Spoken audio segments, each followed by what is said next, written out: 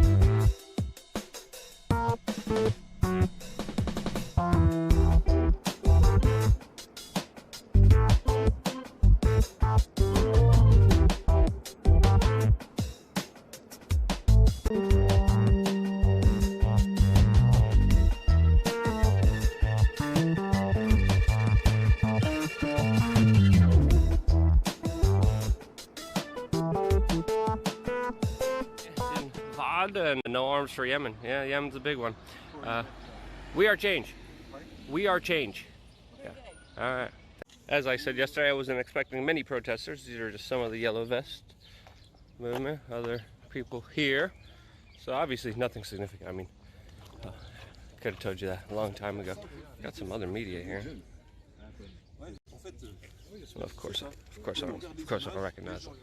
But yeah, everyone's just chilling out here. There's more people outside here than I thought there would be.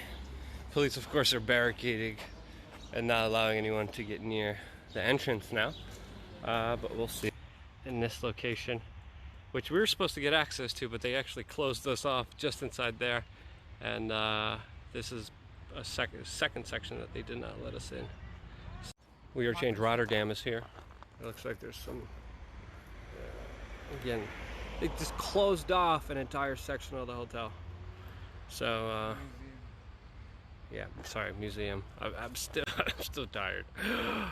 But yeah, we couldn't get anything. Hey, over there, we just arrived here on site, and it looks like the Bilderbergers were going to go on a boat ride to a castle. How humble of them. Taking this boat up to a castle. Nothing to see here. U.S. Secretary of State Pompeo here. Yeah, you know, don't worry. Don't ask any questions. David Petraeus. We just saw Jared Kushner get on there, and all the internet has been internet has been cut off. People trying to live stream. That's a lot of Bilderbergers.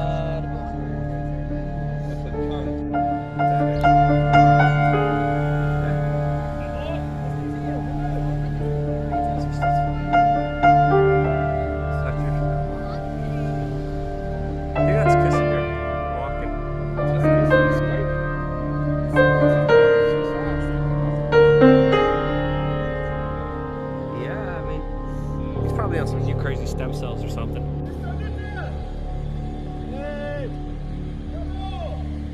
A lot of Bilderberg members. Couple waves. Do something good for the mankind. Pretty sure that guy over there is Jared Kushner. Just saw him walking clearly from this angle. Stacey Abrams, what are you doing here? And you lost that election, by the way. The one that looks like Barney. Barney. Right there. This is the huge motorcade of U.S. Secretary of State Mike Pompeo, who is officially here when he was, of course, not on the attendee list. But as you can see, he is already pictured here with a huge entourage, of course, coming from the United States.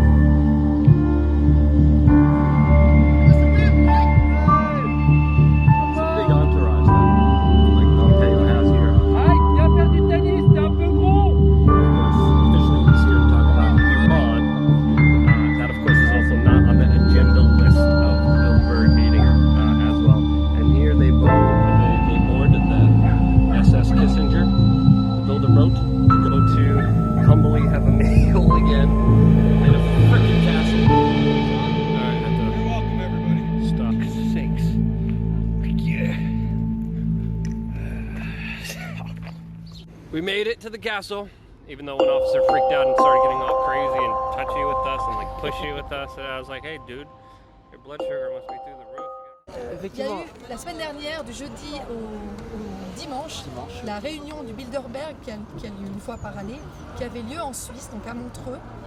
Et on avait le président de la Suisse actuelle, Uli Maurer, qui était présent. Ainsi que plein de dirigeants états-uniens, français, européens. En fait, c'est un sommet entre la France et les États-Unis dont on ne sait pas ce qu'ils s'y disent. On connaît les sujets principaux, mais on n'a Il n'y a pas de compte rendu, aucun accès il n'y a rien. Oui. au contenu.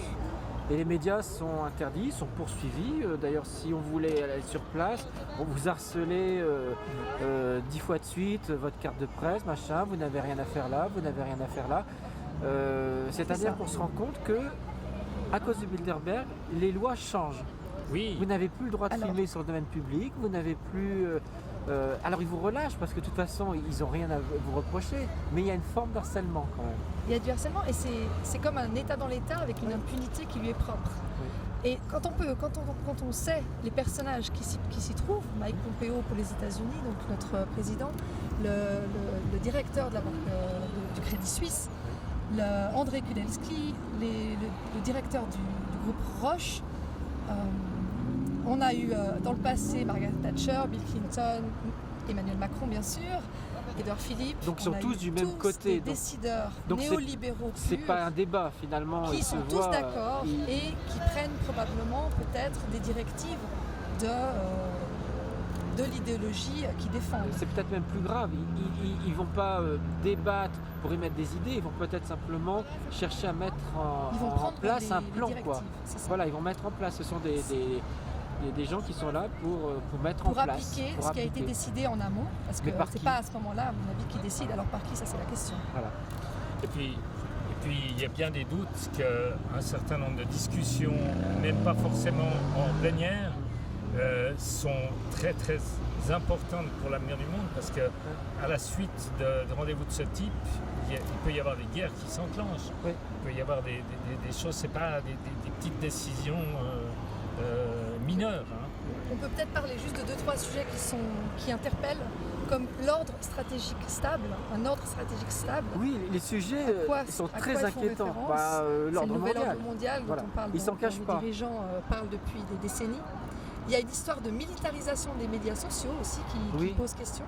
Alors dans quel sens? Voilà, qu'est-ce qu'on entend? Est-ce qu'ils le voient en crainte ou alors ils veulent se militariser? Le texte, il est vraiment... Il est ambigu. Il parle d'éthique, du transhumanisme. Alors je trouve que c'est des termes qui s'opposent. Oui. Ce serait intéressant de savoir. Il parle du Brexit, de la Russie, de la Chine. Et comment ils peuvent parler de sujets où les principaux intéressés ne sont pas invités? Ne sont pas invités, ne sont pas consultés et ne sont pas informés à la suite de tout cela. Donc alors ils ont le droit on nous dit toujours, là on a plein de soutien de tout le monde, ils nous disent toujours que qu'ils ont le droit de se réunir comme ils veulent. Le seul problème c'est que toutes ces personnes ont des comptes à rendre, ont des rôles publics et même privés. Ils ont des postes de décideurs, chacun dans leur domaine. Il y a une incohérence, une hypocrisie, parce qu'ils disent qu'ils sont là à titre privé, mais ne peuvent pas être là à titre privé, parce qu'ils ont été sélectionnés parce que pour précisément leur position. Ils ont des positions professionnelles. Et si on accepte des positions élevées en tant que président, etc., il n'y a pas de domaine privé. Ils doivent respecter leurs engagements. Ils ont des attributions précises dans leur domaine, dans leurs entreprises, dans les ministères. Ils ont des rôles qui sont dominants, Ils ont un rôle, disons, central, chacun dans leur domaine d'activité. Et ils acceptent par cette réunion de renier finalement leurs engagements, leurs statuts. Et ce qui est plus grave, c'est que derrière, ils s'engagent au contraire à ne rien révéler de ce qui s'est dit. C'est ça, donc ils ont un devoir de réserve tout en disant qu'ils sont là de façon privée. S'ils étaient là vraiment de façon personnelle et privée, ils pourraient, je suppose, amener leurs femmes, leurs enfants, leurs amis, ils pourraient faire des photos, ils pourraient faire des films.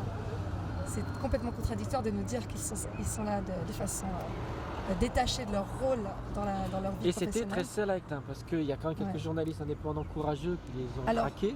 J'ai vu qu'ils étaient allés visiter le Chaplin World, le château de Chillon également. Château de Chillon, et ils ont fait un dîner, ils ont fait un tour en bateau qui était réquisitionné. Donc ils sont pris du bon temps aux frais du contribuable, il ne faut pas l'oublier. On a tout un arsenal de sécurité qui s'est déployé tout autour de ça. Et peut-être une personne qu'on a aussi oublié de citer, c'est le patron de Tamedia, le groupe de journaux essentiels en Suisse, disons le principal groupe de journaux en Suisse. Qui tient le 20 minutes, la majorité, de Genève, quoi. Il a tout. Et il était présent là-bas. Avec des gens comme Kissinger, c'est ça. Alors Henry Kissinger, il était en chaise roulante, je veux dire. Voilà, mais ça veut dire aussi que c'était un conseiller pendant chef d'État. Plein de guerre. C'était pendant la guerre du Vietnam. C'est lui qui a dit le gaz orange, le machin, on y va. Absolument. Dans tous les cas les plus tordus. Exactement. Et c'est une personne qui a été éminence grise aux États-Unis pendant des années à la suite de son règne officiel. Ouais. Donc il continue à être dans ces réunions-là, c'est choquant. C'est l'équivalent, si je peux faire un parallèle avec Jacques Attali qui conseille les présidents depuis les années Mitterrand, qui est toujours en place d'ailleurs.